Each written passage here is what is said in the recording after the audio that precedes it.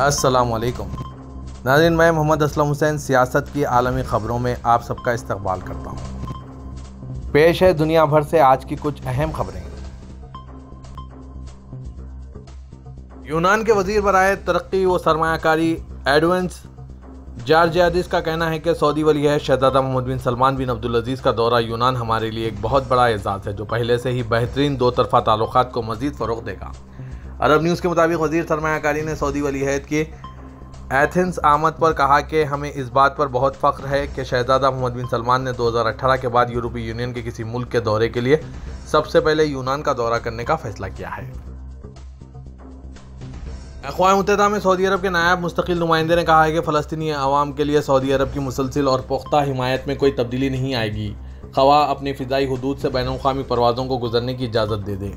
अरब news के मुताबिक नायब मुस्तक़िल नुमाइंदे मोहम्मद अब्दुल अज़ीज़ अल अतीक़ ने कहा कि सऊदी अरब की जानिब से अपनी फ़िज़ाई हुदूद को तमाम बैनुल-अक़वामी फ़ज़ाई कंपनियों के लिए खोलना मुमलिकत की बैनुल-अक़वामी ज़िम्मेदारियों के मुताबिक है, न कि दूसरे इक़दामात का पेश ख़ीमा। मशरिक़ व सतह पर तबादला ख़याल के लिए अक़वाम मुत्तहिदा की सलामती कौंसिल के इजलास के दौरान सऊदी अरब के नायब मुस्तक़िल नुमाइंदे ने कहा कि सऊदी अरब इजराइली कब्ज़े को ख़त्म करने, मशरिक़ी यरूशलेम के दारुल-हुकूमत के साथ एक आज़ाद फ़लस्तीनी रियासत के क़याम के मुस्तक़िल उसूलों पर यकीन रखता है, जिसमें फ़लस्तीनी पनाहगज़ीनों की वापसी के हक़ को यकीनी बनाना भी शामिल है। शाह सलमान मरकज़ बराए इमदाद व इंसानी खिदमात यमनी समेत बरादर और दोस्त ममालिक में मुसीबत ज़दगान और क़ुदरती आफ़ात से दो चार अफराद की मदद के लिए मुख्तलिफ प्रोग्राम चला रहा है। यमनी सूबे हज़रत मौत के इब्न सीना अस्पताल में चारशंबे को CT स्कैन का इफ्तिताह किया गया। ये काम आलमी इदारे सेहत के ताउन से अंजाम दिया गया। सऊदी खबरसां एजेंसी SPA के मुताबिक CT स्कैन के ज़रिए इंटरनल ब्लीडिंग, दाखिली सोजिश समेत मुख्तलिफ अंदरूनी अमराज की तशख़ीस में सहूलत होगी। शाह सलमान मरकज़ ने CT स्कैन का इंतज़ाम यमन के मेडिकल सेक्टर की ज़रूरियात पूरी करने के लिए किया है। वलीअहद शहज़ादा मोहम्मद बिन सलमान ने एथेंस के तारीख़ी मुकाम एक्रोपोलिस का दौरा किया है। सबक वेबसाइट के मुताबिक फ़ोटोग्राफ़र जलऊद ने ट्विटर पर वलीअहद के दौरे की तस्वीर शेयर की है। तारीख़ी मुकाम के दौरे के वक्त यूनानी वज़ीर-ए-आज़म वलीअहद के हमरा थे। एथेंस का तारीख़ी मुकाम एक्रोपोलिस दुनिया के क़दीम तरीन तारीख़ी मुकाम में शुमार होता है, जहाँ हज़ारों साल पुरानी तहज़ीब व तमद्दुन के आसार पाए जाते हैं। बैनुल-अक़वामी टेलीकम्युनिकेशन यूनियन ने अपने आलमी नुमाइश के मुकाम का ऐलान कर दिया है। तफ़सीलात के मुताबिक मुत्तहिदा अरब इमारात आइंदा साल आलमी रेडियो कम्युनिकेशन कॉन्फ्रेंस की मेज़बानी करेगा। हर 4 साल बाद 4 हफ्तों पर मुश्तमिल ये कॉन्फ्रेंस निहायत अहमियत की हामिल होती है।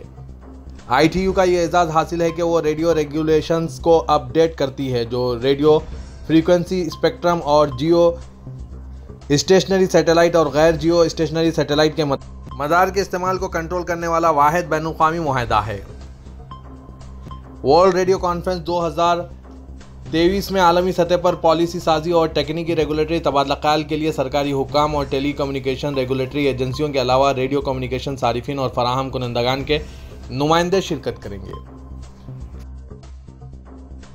सैकड़ों इराक़ी मुजाहिरीन, जिनमें से ज़्यादातर इराक़ी शिया रहनुमा मुख्तदल सदर के पैरोकार थे, उन्होंने बगदाद पार्लियामेंट के इमारत पर धावा बोलकर ईरान की हिमायत याफ्ता जमातों की जानिब से वज़ीर-ए-आज़म के लिए नामजदगी के खिलाफ एहतजाज दर्ज करवाया। चारशंबे के रोज़ जब मुजाहिरीन दारुल हुकूमत के हाई सिक्योरिटी वाले ग्रीन जोन में दाखिल हुए, जिसमें सरकारी इमारतों और सिफारती मिशनरीज हैं, पार्लियामेंट में कोई भी कानून साज मौजूद नहीं था।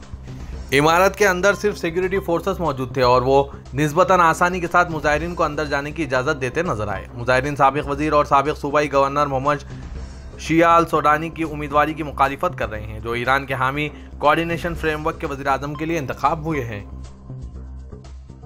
जून के आखिर में बहरे अस्वद में रूस की तरफ से यूक्रेनी अनाज की बरामदात की नाकाबंदी के बारे में दुनिया परेशान थी।